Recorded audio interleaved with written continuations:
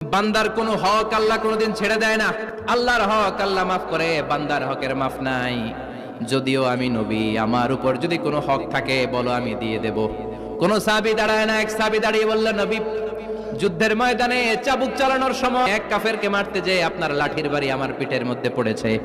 আপনি যেহেতু এই কেসাসটা আদায় করতে চান, আপনার পিঠে আমি লাঠির বাড়ি মেরে এটারে শোধবোধ করে দিতে চাই।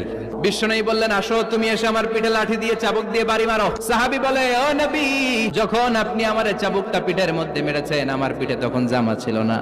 আপনি যদি যথা নিয়মে কেসাসটা আদায় করতে চান, আপনার জামাটা খুলেন, খালি পিঠের মধ্যে বাড়িটা মার।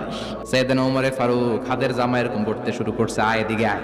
বিশ্বনবী বললেন, ওমর থামো, মারতে দাও। বিশ্বনবী উনার জুব্বাটা উপরের দিকে উঠালেন, পিঠের মধ্যে বাড়ি দেওয়ার জন্য ওই সাহাবীকে ডাকলেন। ওই সাহাবী বিশ্বনবীকে পিছন দিক থেকে জড়িয়ে ধরে ওই মোহরে নবুয়তের মধ্যে চুমু